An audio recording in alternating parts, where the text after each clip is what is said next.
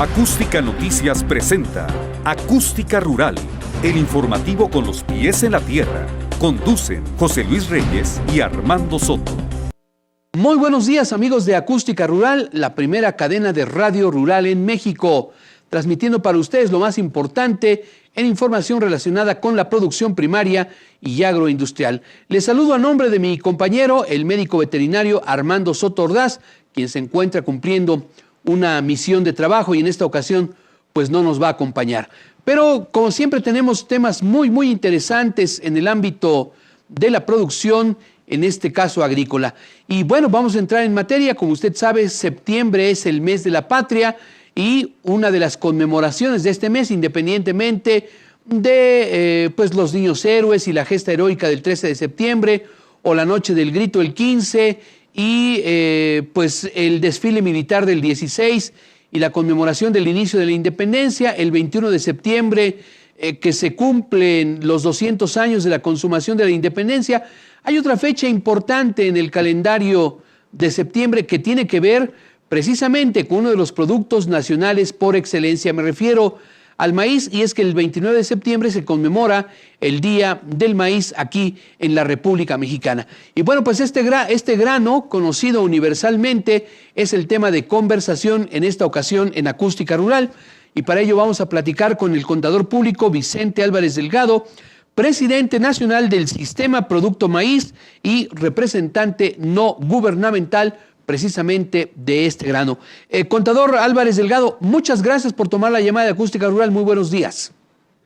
José Luis, muy amable. Saludo al auditorio de Acústica Rural. A tus órdenes. Estamos en un mes patrio. Así es, contador. El maíz es patria para los mexicanos. Así es. Bueno, coméntenos, ¿qué momento se vive para el maíz en México?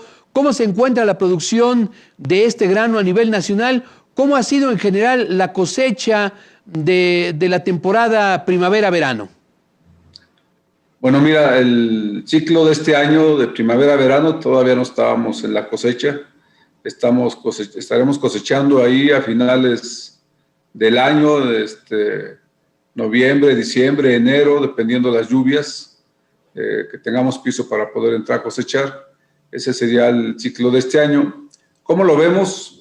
Bien, así en esos términos, porque ha llovido de manera importante, se han regularizado las lluvias, lo que para unos es motivo de preocupación, para los productores la verdad es que anhelábamos las lluvias, teníamos 2 años de sequías prolongadas y dentro de los siniestros que pueda ocasionar la lluvia, pues el agua siempre va a ser buena, son los menores, esperamos buenas cosechas.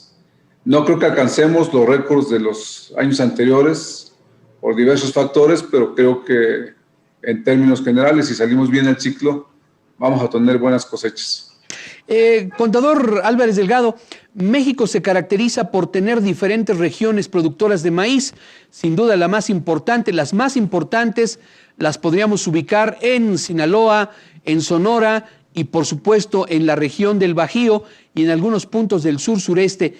¿Cómo viene la cosecha en estas regiones? ¿Cuántas toneladas se esperan levantar para estos ciclos? Mira, tú lo has comentado, el norte tiene sus características. Sinaloa es el estado más importante productor de maíz.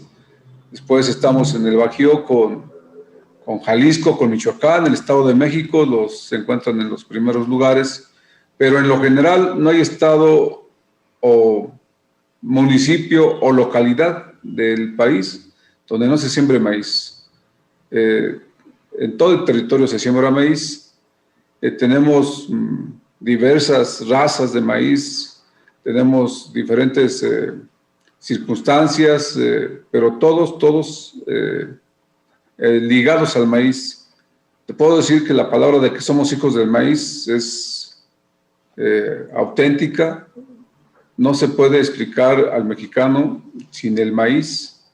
La base más importante de toda la alimentación de los mexicanos está hecha a base de maíz. Esperamos buenas cosechas. No creo que alcancemos los récords de los años anteriores porque ha disminuido la superficie, porque hay una descapitalización en el campo mexicano que ha reducido la superficie de sembrar, y también porque los paquetes tecnológicos de avanzada, los más especializados, pues cuestan dinero y no todo el mundo en estos momentos tiene la capacidad de invertir como se venía haciendo en otros años. Pero esperemos que el año que viene importemos menos maíz. La verdad es que el anhelo de cualquier productor, de cualquier mexicano, es que pudiéramos ser autosuficientes, cuando menos en el maíz en México. Han aumentado las importaciones y yo creo que tenemos que tomar políticas determinantes si es nuestro deseo como país ser autosuficientes productores de maíz. Contador Álvarez Delgado, ha mencionado usted temas muy importantes, permítame irlos desglosando poco a poco. ¿De cuánto se estima que será la cosecha de maíz para los próximos ciclos agrícolas? Ya en algunos lugares, en algunas entidades, se está recogiendo lo que se sembró a principios de año. En otros lugares esta fecha se va a retrasar un poquito más. ¿Cuánto se espera de obtener de maíz en lo que resta de este 2021? ¿Se tiene un estimado? Yo creo que es muy temprano para hacerlo. Todavía no salimos con el ciclo. En el centro del país, en años anteriores, las heladas, traíamos buen temporal y de repente las heladas nos pegaron muy fuerte. Y yo creo que es muy temprano para hacer estimaciones. Yo creo que sí estaremos rebasando las 25 millones de toneladas de maíz este año. Esperemos que sea así. Pero es muy temprano para hacer pronósticos, porque todavía no cerramos. Estamos casi al final del ciclo, pero todavía no lo cerramos. Es muy aventurado. Pero como está el tiempo, creemos que va a ser vamos a tener buenas cosechas. Nos comentó usted que la superficie cultivada con maíz se ha reducido. ¿En qué porcentaje y qué factores han influido para que los productores estén sembrando menos maíz? Y háblenos usted de los paquetes tecnológicos. Parece que mencionó usted que hay descapitalización entre algunos productores. Entre la mayoría de los productores, sí, en todo el país, por varios factores. Uno que tiene que ver con políticas de Estado, que va ligado a los créditos, que va ligado a las políticas de fomento en maquinarias, en tecnología, en infraestructura, que prácticamente han desaparecido de los programas de Estado. Eso trae consigo una descapitalización, sumado a que traemos 2 años anteriores de sequías que han hecho perder a los productores, que también se han descapitalizado, y los altos costos de los fertilizantes, que aumenta el costo del paquete. Y obviamente, voy a decir mi caso personal para que podamos ejemplificarlo. Yo siembro alrededor de 250 hectáreas y ante las circunstancias económicas, pues nos tuvimos que replegar de acuerdo con sus capacidades económicas, y hoy solamente sembramos 120 hectáreas, más o menos. ¿Qué quiere decir? Que así como yo, muchos productores se replegaron de acuerdo con la capacidad económica que cada quien tiene ante la ausencia de políticas de crédito y de otros factores. Pues jugamos con lo que tenemos. A este respecto, Vicente, la mayoría de los productores reconvirtió, esas superficies de maíz a otros cultivos más rentables, ¿o qué opciones les dejó todo este panorama que usted nos ha descrito? En el caso nuestro, sí, migramos, no solamente ahorita, hace tiempo ya. También me toca representar el sistema triticale en el Estado de México, y traemos 2 cultivos, el maíz y el triticale, y otros que los productores juegan con el clima y con la economía. Sí tenemos diversificados, no solamente sembramos maíz. Entonces, pero nos echó hacia atrás esas condiciones que yo te comento: el clima, las políticas de Estado, la descapitalización que eso generó.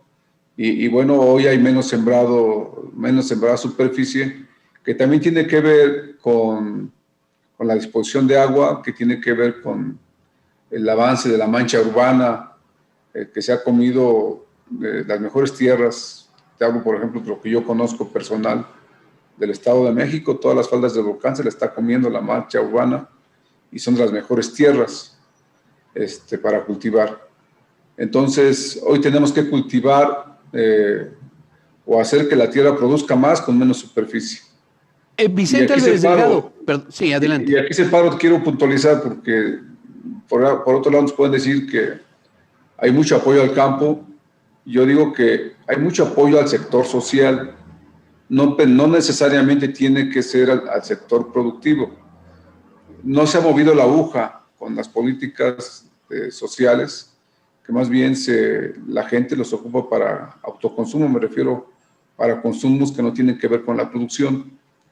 Entonces, no es malo, pero sí hay que separar lo que es productividad y lo que es satisfactores sociales. A eso quería referirme, contador público Vicente Álvarez Delgado. Está el programa Producción para el Bienestar, que está centrando sus esfuerzos, recursos por más de 11,000 millones de pesos este año, destinados a productores, muy pequeños productores, algunos incluso de autoconsumo, y principalmente en la región sur-sureste.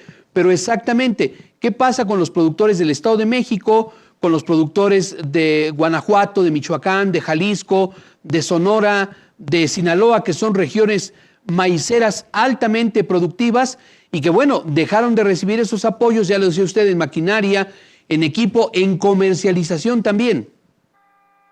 Sí, muy diversos apoyos del Estado que se daban precisamente para estimular la producción.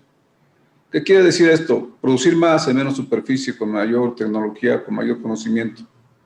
Se migraron prácticamente el 100% de los apoyos a los pequeños productores que no necesariamente ocupan tecnología, que no necesariamente ocupan el conocimiento de una agricultura tecnificada o de avanzada, y no necesariamente producen más en la parcela. Yo creo que en un 80% de esos recursos se ocupan para satisfacer otras necesidades y no precisamente para producir más maíz en este caso. ¿A qué podrían destinarse esos recursos, si entendí bien el planteamiento que acaba de hacer? Mira, no es tan complicado. La agricultura puede ser sencillo, puede ser difícil, según el ojo que las mira. Perdón, Vicente, tenemos que ir a una pausa. Mil disculpas por esta interrupción abrupta. No, permítanos unos segundos, vamos a unos comerciales, escuchamos a nuestros amables patrocinadores y continuamos platicando. Claro que, adelante. Vamos a una pausa. Está usted en Acústica Rural, la primera cadena de radio rural en México.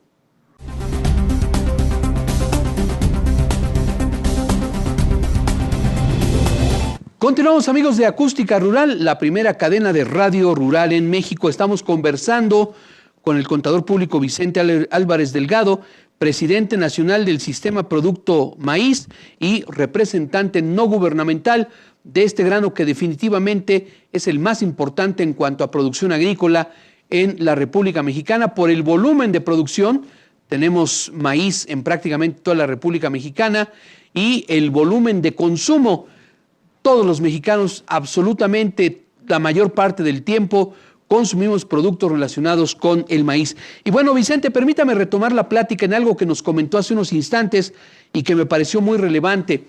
Si entendí bien, mencionó usted que el 80% de los beneficiarios de algunos programas del gobierno, especialmente Producción para el Bienestar, no emplean, si lo entendí bien, reitero, adecuadamente estos recursos que provienen del gobierno y que se deberían de reflejar en mejores producciones. Así lo comenté, y te voy a dar o tratar de explicarme por qué. Porque es correcto que reciban recursos del gobierno quienes menos posibilidades tienen, pero hay que entender el contexto completo. Cuando la gente recibe un apoyo económico, lo primero que hace es satisfacer sus necesidades más apremiantes, que es comprar comida, calzado, y en muchos de los casos donde hay problemas dentro de la familia, pues se consumen en otras cosas que no tienen que ver en nada con la producción. Me refiero incluso al alcohol. No quiere decir que sea malo que lo ocupen para eso, pero entonces hay que entender bien claro que no se está empleando correctamente para producir más y mejor maíz. Entonces yo creo que habría que separarlo porque no estamos presentando buenos resultados en aumentar la producción del maíz en México. Ahora, yo te comentaba de que yo soy un impulsor, creo que hay que rescatar, impulsar, desarrollar, comercializar los maíces mexicanos o nativos, o criollos, como muchos le llaman. Pero hay maíces muy especiales que tienen un alto valor en el mercado, incluso internacional. Los negros, los rojos, el cacahuacincle, que hoy está muy de moda en este mes, que alcanzan un valor importante, pero son nichos de oportunidad. Eso no da de comer al grueso de la población. Entonces yo recalcaba que, por un lado, habría que cuidar, desarrollar nuestros maíces mexicanos nativos, y por el otro lado, no descuidar la alta productividad en el país, que es la que le da de comer a todos, o sea, al grueso de la población. Entonces, por eso, al cargarle todo a un sector que no precisamente produce más, pues se descobija a lo que da de comer al grueso de la población. Y ahí tenemos, pues que hoy tenemos que importar maíz para garantizar el abasto en México. Pero ¿qué crees? Que el maíz mexicano es el mejor del mundo en calidad. Y hoy muchos sectores de la población están comiendo maíz transgénico para el consumo humano, cuando en los países que lo producen no está considerado o apto para consumo humano, sino para la industria y en lo menor para el sector pecuario. Entonces yo creo que debemos corregir, subsanar, y debemos de volver a garantizar ser autosuficientes en maíz blanco mexicano. Vicente, perdón por la interrupción, pero aquí hay algo fundamental. Se supone que el decreto emitido por el gobierno de la República a principios del año actual de este 2021 implicaba que ya no iba a existir importación de maíz en las cantidades que se estaba importando, que se iba a fomentar la autosuficiencia, pero algo que me llamó mucho la atención, el hecho de que México es un país en donde no se pueden sembrar productos transgénicos. ¿Existe control en las importaciones de maíz mexicano para saber cuál es el origen de este? La mayor parte, tengo entendido, y usted habrá de corregirme, del maíz que se consume en México es el que se produce en los Estados Unidos, en el llamado cinturón maicero, Illinois, etcétera. Toda esa zona de la cuenca del río Mississippi, del río Ohio. ¿Qué control hay para verificar la calidad del maíz que se está recibiendo en México? Bueno, es que ingresa como maíz para la industria o para el sector pecuario y se emplea para el consumo humano. No me quiero meter mucho en ese tema, es una danza de miles de millones de pesos en las operaciones comerciales de la importación de maíz. Eso tiene que responderlo el propio Estado. Lo cierto es que las cifras están ahí. Los últimos 2 años han aumentado más del 20% de las importaciones de maíz. ¿Por qué razón? Pues muy sencillo. La balanza de producción en México nuestra pues, decreció y tiene que subsanarse con importaciones, que no es lo mejor. Y volviendo parte de tu pregunta, efectivamente no se puede producir maíz transgénico en México, pero si está importando, pues prácticamente pues es lo mismo, ¿no? Deseamos que no se produzca, pero también deseamos que no importemos. ¿Y cómo le podríamos hacer? Como te lo dije en un principio, en la agricultura no se improvisa, no es de ocurrencias. Si a mí me preguntaras qué haría yo, pues me junto con los que saben, además de que soy productor. ¿Quiénes saben? Los científicos, ahí está la ciencia. ¿Quiénes saben? Los técnicos, hay muchos y muy buenos. ¿Quiénes saben? Los productores. Con eso me pondría a producir, haría una política de autosuficiencia en maíz. A ese respecto, Vicente, El maíz que se importa a la República Mexicana y que es maíz genéticamente modificado, ¿tiene usted conocimiento si representa algún riesgo? ¿Qué dice la literatura respecto a ese maíz que ingresa y que definitivamente está prohibido en México? Hay mucha polémica, hay dos bandos, o sea, quienes defienden la producción, los maíces genéticamente modificados. Su principal argumento es de darle de comer a la población en el mundo. Y nosotros, del otro lado, o sea, yo formo parte de quienes no pensamos así. Nosotros creemos que con mejora genética y con la ciencia aplicada también se puede producir en esas cantidades el maíz que el mundo requiere. Es muy polémico.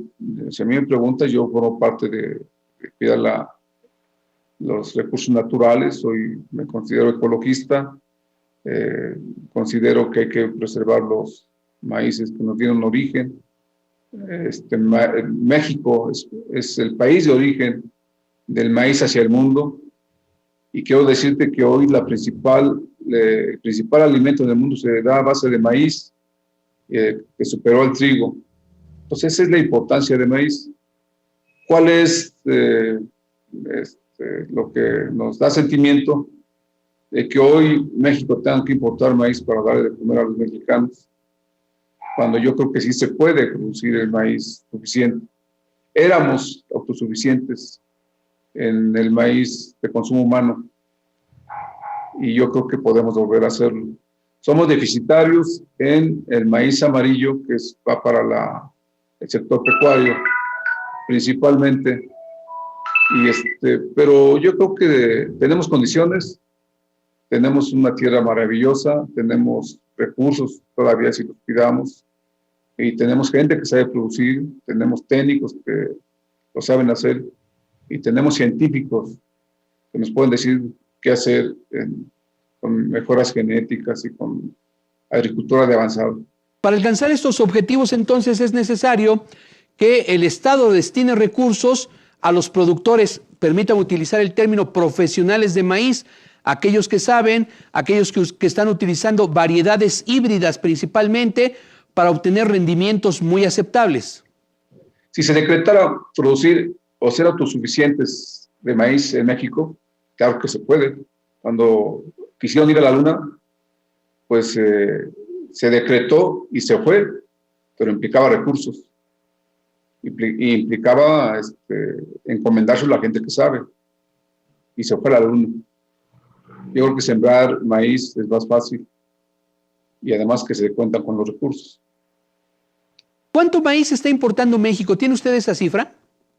Exacta no, porque hay la oficial y hay, como siempre, hay cifras que las tenemos que descubrir, pero lo que te puedo decir es que estamos ya cercanos al 30% más de importaciones en relación a los últimos 2 años, 3 años. ¿Eso en cifras aproximadamente cuánto sería en millones de toneladas?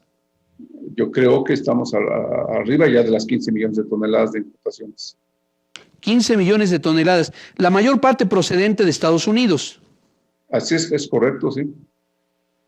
Bien, Vicente, ¿qué se puede hacer para que el sector productivo del maíz vuelva a ganar impulso ante estas circunstancias que ya están dadas? Todo parece indicar que la política pública, por lo menos en lo que resta del sexenio de aquí a 3 años, no habrá de modificarse. ¿Qué alternativa tienen ustedes, los productores de maíz, para incrementar la productividad, tener mejores rendimientos y lograr la autosuficiencia en este grano? Mira, yo creo que los productores de maíz que no queramos abandonar esta actividad, pues vamos a mantenernos. Ya tenemos conocimiento, nos hace falta que sea permanente. La agricultura cambia día a día, sobre todo por el clima. Yo creo que los niveles de producción por hectárea los vamos a mantener. Lo que pasa es que hemos reducido la superficie de sembrar maíz y eso pues impacta obviamente en los inventarios. Cualquier país del mundo que se precie de tener seguridad alimentaria, y no solamente seguridad alimentaria, sino seguridad nacional, tiene que cuidar la alimentación propia, pues, si no somos altamente vulnerables. Aquí tenemos las condiciones de serlo. Yo creo que lo que pasa es que nos han dividido, los que somos medianos productores o grandes productores, nos etiquetan como si fuéramos los ricos. Yo no conozco productores ricos, que tendríamos derecho de tener mejores condiciones. Claro. Y uno de los elementos más importantes es de que la actividad sea rentable. Sí. Si queremos que los jóvenes volteen a ver al campo, que se desarrollen en el campo, que quieran quedarse en el campo, primeramente no es fácil, es una... Vicente, perdóneme que lo interrumpa, se nos está agotando el tiempo. Muy brevemente, unos cuantos segundos, ¿cuántas hectáreas de maíz hay sembradas actualmente y cuántas serían necesarias para tener una autosuficiencia? Muy brevemente. Mira, yo creo que con las que teníamos de 2 millones de hectáreas en el país podríamos ser autosuficientes si volvemos a tener políticas o impulsamos políticas de fomento a la producción, a la ciencia, a la tecnología, a la infraestructura. Ya. Bien. Vicente Álvarez Delgado, muchas gracias por esta entrevista. A tus órdenes, muy amable. Buenos días. Bueno, pues vamos a una pausa. Regresamos con más.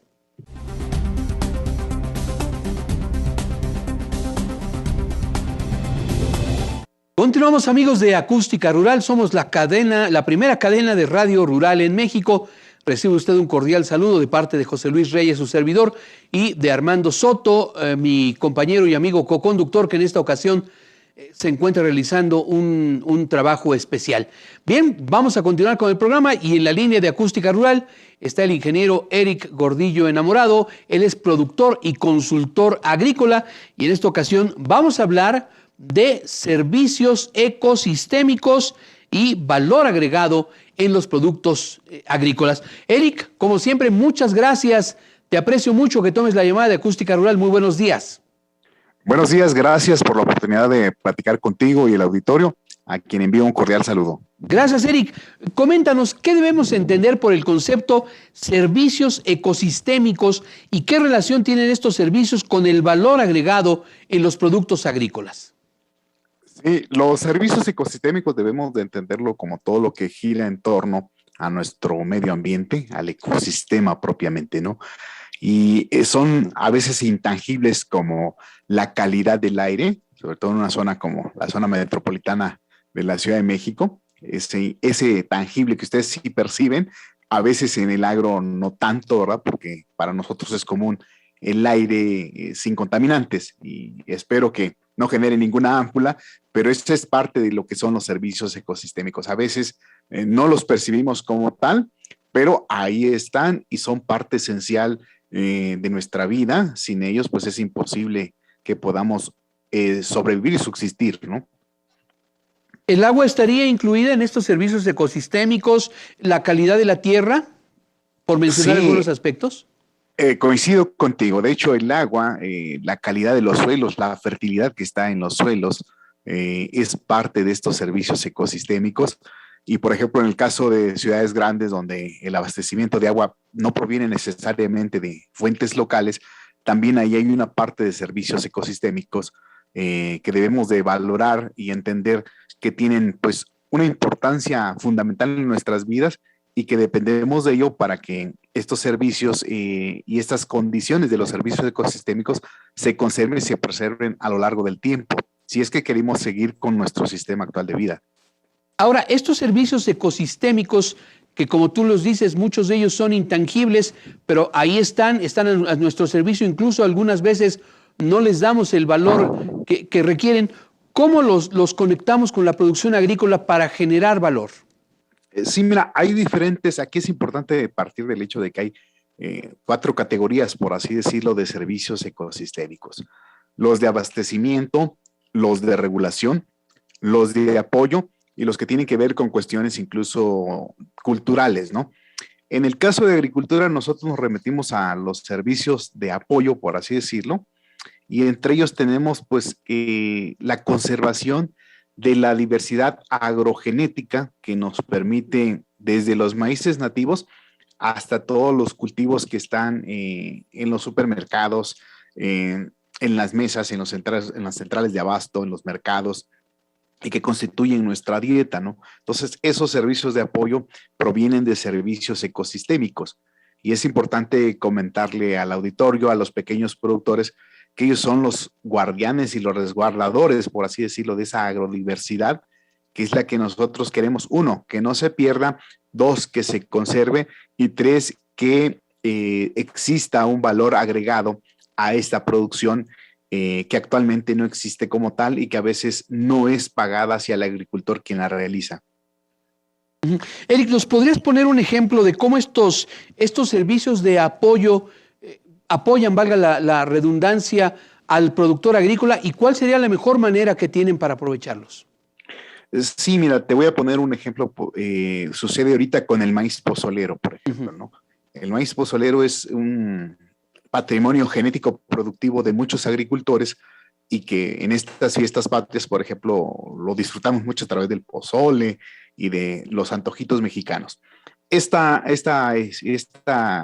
por así decirlo, raza de maíz, la debemos de conservar, la debemos de preservar, porque tiene ciertos agroambientes en donde se produce exclusivamente. No vas a encontrar tu maíz pozolero en la península o en el sureste del país, menos en el norte, ¿no? Entonces es como que muy endémico de centro-sur del país, y ahí está esta diversidad, este patrimonio, y nosotros tenemos que, ahora sí que la responsabilidad y la oportunidad de aprovecharlo para que en los agroambientes y en los ecosistemas esta particularidad de este maíz no se pierda, y es ahí donde intervienen los servicios ecosistémicos y donde un agricultor pues puede en lo futuro, dependiendo de muchos factores, tener un ingreso por hacer esta producción de maíces pozoleros, que insisto, son patrimonio genético productivo de todos los mexicanos. Es decir, Eric, tenemos que llevar a cabo acciones para conservar estos ambientes tan particulares que tienen algunos productos agrícolas. Caso concreto del maíz pozolero, si de alguna manera propiciamos la destrucción o variamos esos ambientes, vamos a acabar con esa riqueza genética que nos regala la tierra. Es correcto, y que va asociada incluso a cuestiones de biodiversidad, ¿no? Y de polinizadores, de flora, de fauna. O sea, es una serie de factores que están encadenados, y que si uno falla, estamos perdiendo nosotros como una humanidad esta diversidad genética y este patrimonio que tenemos, ¿no? Y que, insisto, a veces son intangibles, y que parten desde el bosque, desde la parcela, desde los predios agrícolas. Y ahí está esta diversidad y esta responsabilidad que nosotros tenemos de velar porque el productor entienda, valore esta parte. Y regresando al tema principal de nuestra plática, de los servicios ecosistémicos, pues que el productor procure la conservación de estos sistemas, haciendo buenas prácticas agrícolas, haciendo un buen uso y manejo de los agroquímicos, y fomentando el cuidado de polinizadores. De esa forma conservamos y contribuimos a que los servicios ecosistémicos estén presentes en el lugar. Es, por así decirlo, dos vías: beneficios y responsabilidades, por así decirlo. Sí, nos queda claro, Eric, y esperemos que a nuestros amigos del auditorio de igual manera. Podemos hablar de las variedades más importantes en la producción de alimento, principalmente granos. Cada especie de granos, maíz, trigo, arroz, frijol, etcétera, requiere de esas condiciones ambientales específicas que le brindan los servicios ecosistémicos, y que a final de cuentas son los que debemos de cuidar, procurar y conservar para que esa producción continúe e incluso se incremente. Es correcto, y el beneficio es para todos en general, más allá de que si yo soy el agricultor o el consumidor final. Lo que llega a mi mesa tiene que ver con servicios ecosistémicos, incluso con el aprovisionamiento de agua, ¿no? Estamos nosotros promoviendo en algunos espacios aquí en el Valle del Mezquital la siembra de maguey, y el maguey pues se consume en forma de pulque en la mayoría de los casos, pero este maguey hace recarga de los mantos freáticos, y hay disponibilidad de agua para los núcleos poblacionales a través del agua que se acumula en los mantos freáticos. O sea, es una serie de interrelaciones importantes que las personas debemos tener total entendimiento y claridad.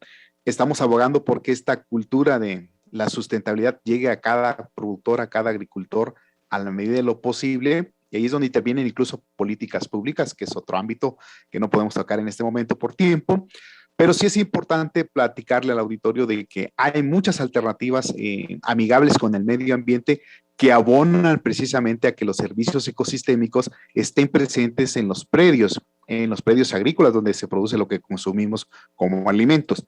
Y de esa forma, buscar las alternativas, los mecanismos para que el agricultor reciba un plus en su ingreso por estar haciendo estos servicios ecosistémicos. ¿Y a qué quiero llegar con esto? Que lo que nosotros producimos desde campo tiene un valor agregado a través de servicios ecosistémicos que no necesariamente se paga en estos momentos al agricultor que realiza y procura estos servicios. Entonces, hay mucho por hacer, es una gran oportunidad. Yo siempre lo he visto de esa forma, para que tanto consumidores como productores de alimentos tengamos estos valores de sobreentendido y de esa forma contribuyamos a la conservación y preservación de los medios ambientes, del medio ambiente, de los agrosistemas, de los agroecosistemas productivos a través de una relación ganar-ganar. Por eso, Eric, mencionas tú las buenas prácticas agrícolas o el buen uso en el manejo de agroquímicos como dos prácticas que van a ayudar, que van a fortalecer a los agrosistemas y de esta manera podríamos aumentar la producción. Es correcto. Hacer un buen uso y manejo de agroquímicos es fundamental para conservar la biodiversidad, polinizadores, flora, fauna en lo local, pero también para hacer economías con el agricultor al momento de hacer un manejo preventivo de plagas, hacer un uso adecuado de los diferentes insumos que utilizan la agricultura. Y bueno, al final del día, que el consumidor de estos alimentos tenga la certeza de que en su mesa hay un alimento inocuo, que no trae contaminantes, que no trae pesticidas y que es un alimento que proviene de toda una serie de conocimientos que los agricultores están empezando a aplicar y que tienen que ver con servicios ecosistémicos que conservan y preservan los medios ambientes. ¿Qué pasa, Eric, qué pasa, por ejemplo, con la agricultura industrial, la agricultura a gran escala, o qué pasa con la agricultura protegida? ¿De qué manera estos sistemas productivos pueden aprovechar los servicios ecosistémicos? Sí, mira, en el caso de la agricultura extensiva, pues es la que nos permite también tener alimentos a bajo costo en los supermercados y en la mayoría de las casas, ¿no? En nuestras mesas.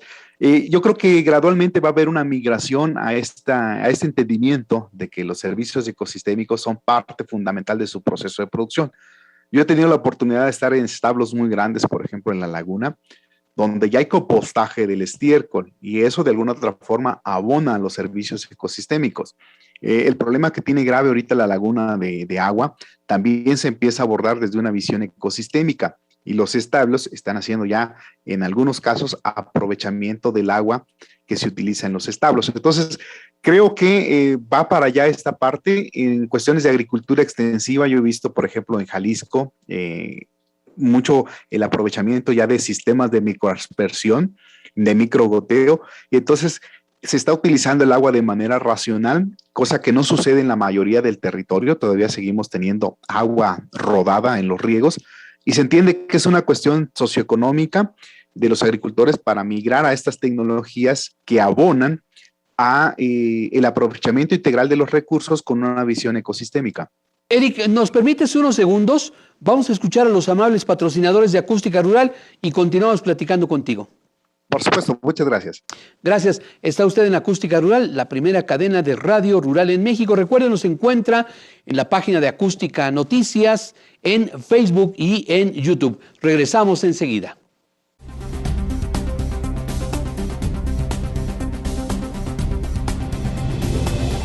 Seguimos adelante, amigos de Acústica Rural, la primera cadena de radio rural en México, y estamos teniendo una charla muy interesante con el ingeniero Eric Gordillo Enamorado, productor y consultor agrícola. Entonces, Eric, los servicios ecosistémicos ahí están.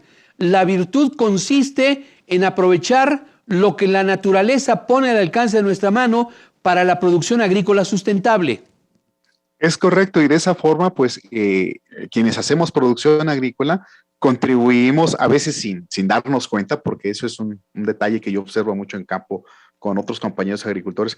A veces no dimensionamos que nosotros contribuimos incluso a cuestiones que tienen que ver con captura de carbono, por ejemplo, ¿no? A la regulación del clima y del aire y la calidad propia del aire. Entonces, lo que nosotros pretendemos es que cada agricultor, que cada persona que consume los alimentos provenientes del campo, tenga entendido que el agricultor no solo produce alimentos, sino que también otorga servicios ambientales que nos benefician a todos, y lo que buscamos es crear distintivos para que esta producción agrícola tenga un plus económico que sea pagado por el consumidor, por el mercado, en función de la contribución de cada agricultor a lo que hace al medio ambiente a través de los servicios ecosistémicos. Te pongo un caso concreto: cómo conservamos la fertilidad y la calidad de nuestros suelos. Ese es trabajo del agricultor, porque es su principal patrimonio productivo, ¿no? Entonces, ese trabajo que se hace abona a una producción sana, sustentable, con buenas prácticas agrícolas, con BUMA, con protección de polinizadores y una serie de prácticas. Entonces, eso debe de tener un distintivo. Estamos buscando la forma de que sea considerado como un servicio ecosistémico para el agricultor, y por eso el tema, ¿verdad? Servicios ecosistémicos y valor agregado. Lo que queremos llegar aquí es que el consumidor final conozca que ciertas producciones en ciertas localidades y ciertos municipios ya trae este plus de servicios ecosistémicos cuando llega a la mesa del consumidor. ¿Qué diferencia existe, Eric, entre una certificación orgánica y este posible certificado que pudiera generarse de servicios ecosistémicos? Mira, van de la mano. La diferencia aquí es que los procesos de certificación se limitan únicamente a la cuestión de inocuidad y al propio proceso productivo. Aquí nosotros vamos a un plus, por así decirlo, que es lo que gira en torno a lo que está alrededor y dentro de la parcela, ¿no? Cómo contribuimos a la captación, por ejemplo, de carbono desde un predio agrícola. Eso hace falta mucha metodología para medirlo, y eso no está considerado en los procesos de certificación. Los procesos de certificación giran en torno a inocuidad y calidad agroalimentaria, por así decirlo. Nosotros queremos ir un plus más allá, en donde sí exista certificación, pero también esta medición de cómo un espacio agrícola contribuye con servicios ambientales a todo el planeta. Y eso es parte importante de una gran oportunidad que podemos empezar a construir desde cero en los espacios de producción, pero en otros niveles también de decisión, como pueden ser la cuestión normativa, la cuestión regulativa, a través de normas y disposiciones oficiales aquí en México. Eric, se entiende que para alcanzar este nivel de aprovechamiento de los servicios ecosistémicos, pues se requieren inversiones por parte del productor para mejorar la tierra. Incluso habría que invertir para poder medir, por ejemplo, cuánto carbono se está secuestrando con estas actividades. ¿Qué pasa con el consumidor? ¿Tendría que pagar un sobreprecio importante por consumir estos productos, o cómo se vería beneficiado el consumidor, Eric? El consumidor se vería beneficiado en el sentido de que cuando llega un alimento a su mesa, tiene total certeza de que ese alimento pasa por varios procesos, incluida la certificación, y que al momento de adquirirlos o comprarlos, él está abonando a que desde un espacio local, como puede ser mi predio agrícola, ya se está contribuyendo al medio ambiente. Vamos a decirles una especie como de lo que sucede con la actual verificación vehicular, ¿no? Que cada persona la paga, que tiene un vehículo la paga, porque contribuye a una cuestión medioambiental. Gira en torno a eso, pero aquí la intención es que el agricultor reciba ese plus. Tendría que pagar desde luego un diferencial que no afecte la bolsa. Eso es importante comentarlo, porque al final del día todas esas inversiones se pueden realizar de manera tripartita, por así decirlo, entre consumidores, productores y entidades gubernamentales. Se vale soñar en ese aspecto, no hay nada escrito. Hay algunos pequeños esfuerzos como realiza ahorita actualmente CONAFOR a través de servicios ambientales que giran en torno a la cuestión del bosque, de la madera, del servicio ecosistémico que brinda el bosque, pero no en la agricultura. Entonces, aquí hay una gran oportunidad para que tanto consumidores como productores agrícolas nos beneficiemos mutuamente de lo que hacemos desde campo, ¿no? ¿Y percibes tú que el esfuerzo de los agricultores, de los productores y el esfuerzo de la autoridad van orientados en ese camino? ¿Hay interés de la autoridad por generar una certificación como esta? Mira, hay esquemas donde te facilitan los procesos de certificación, pero llegan hasta ahí. El reto es llegar hasta esa parte de decir, oye, ya está certificado el productor, vamos a medir y a facilitar que reciba también una bonificación por aquello que realiza y que seguirá realizando y que nos beneficia a todos y que son los servicios ecosistémicos. Eso no existe ahorita en México y en muchas partes del planeta. Entonces la idea es pues crear una política pública, crear proyectos piloto e ir aprendiendo cómo hacer esta medición de la contribución de la agricultura a los servicios ecosistémicos y, ¿por qué no?, tasarla, monetizarla, por así decirlo, para que el agricultor esté incentivado a continuar haciendo este tipo de servicios, perfeccionarlos y contribuir a lo que se llama, pues, el bienestar de todos en términos de cambio climático incluso, ¿no? Si un productor hace una barrera viva con árboles, está abonando en una escala muy pequeña al cambio climático de manera positiva. Y entonces eso es lo que nosotros pretendemos, que el agricultor vea de que más allá de que produce alimentos, también otorga servicios ecosistémicos y que el consumidor, el mercado, haga esa diferenciación. Hay mucho por hacer y esa es la gran oportunidad para todos. ¿Necesariamente se requeriría un reconocimiento por parte de alguna entidad gubernamental? Porque bueno, si tú informas esto a la población, el consumidor lo recibe, lo asimila y dice, bueno, yo estoy dispuesto a pagar un poco más por este producto. Por eso reitero la pregunta, ¿sería necesario la participación directa de la autoridad? Sí, totalmente de acuerdo. De hecho, tendría que ser el regulador, por así decirlo, de toda esta actividad y generar mecanismos normativos, de legislación incluso para que esto sea una constante y se sienten las bases de un desarrollo rural, pero con una visión ecosistémica, ¿no? De donde todos, tanto consumidores como productores de alimentos, estamos contribuyendo a que haya una mitigación del cambio climático, a la calidad del aire, a las fuentes de agua. Acordémonos que tenemos todavía un reto mayor que es 2030-2050, donde se tiene que alimentar a más población con menos recursos y entonces el reto es mayúsculo y ahí es donde es necesaria una gran visión de las personas que toman decisiones a nivel de política pública para hacer y buscar rutas alternativas a lo que se ha venido haciendo en los últimos 30 años, ¿no? Entonces, creo que esa visión de servicios ecosistémicos es algo totalmente disruptivo y que puede abonar de manera significativa en beneficio de todos. Eric, tocas un tema fundamental, porque, bueno, además del problema que viene para los seres humanos en el sentido del crecimiento poblacional, pues también está este tema del cambio climático. Es necesario tomar medidas globales, urgentes, para revertir este aumento de la temperatura.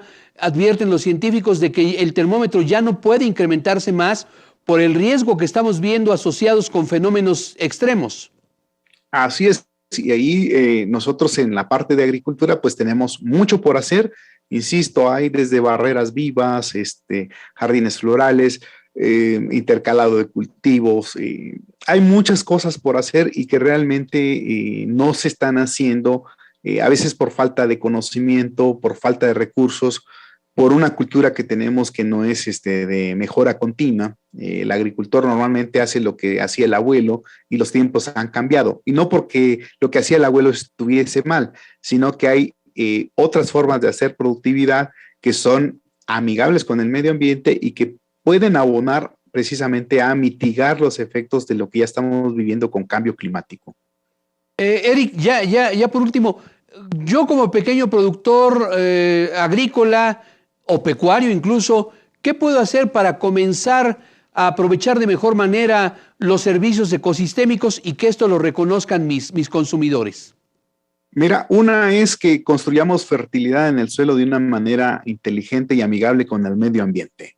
No estoy peleado yo con los fertilizantes químicos ni con la industria de protección de cultivos, pero hay alternativas ecológicas y amigables que combinadas con lo convencional pueden dar un mejor resultado y abonar a que, por ejemplo, la fertilidad del suelo se mantenga o se vaya construyendo año con año. La incorporación, por ejemplo, de residuos de cosecha a mi predio es fundamental para crear mantillo, como se conoce en el medio, y el mantillo me mantiene humedad, me mantiene la microbiota, la macrobiota del suelo, los microorganismos, y hay una serie de prácticas que no son del común en todo el territorio nacional, y entonces el pequeño agricultor puede hacer esa pequeña diferencia. Te pongo el caso concreto, la incorporación de residuos de cosecha a mi predio es fundamental para que yo mantenga la calidad del suelo. Entonces, hay mucho por hacer y no son necesariamente grandes inversiones, ¿no? Es una cuestión de cambio en la forma en cómo producimos y pues sabemos personas que estamos abonando para que exista esta cultura de mejora continua desde lo local, considerando la economía de cada agricultor. Pues, ingeniero Eric Gordillo Enamorado, productor y consultor agrícola, muchas gracias como siempre, Eric. Gracias a ustedes por la invitación y pues estamos atentos a quien nos quiera contactar. Con todo gusto podemos apoyarle para que esta transición que hemos platicado el día de hoy la empiece a dar pues en las próximas horas y en los próximos meses, ¿no? Estamos para servirles. Gracias por la oportunidad de platicar con el auditorio. Gracias a ti, Eric. Buenos días. Hasta pronto. Hasta luego. Pues muy interesantes los temas que desarrollamos hoy en Acústica Rural.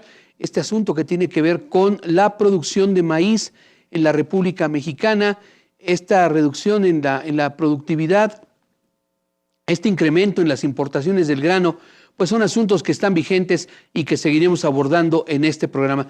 También muy importante lo que nos menciona Eric en torno a los servicios ecosistémicos que prácticamente nos los brinda la naturaleza, que tienen un bajo costo para implementarse y que son en beneficio de todos. Llegamos a la parte final de Acústica Rural. Muchas gracias. A nombre de Armando Soto, soy José Luis Reyes. Gracias al equipo técnico y de producción de Acústica Rural. Que tenga usted excelente día.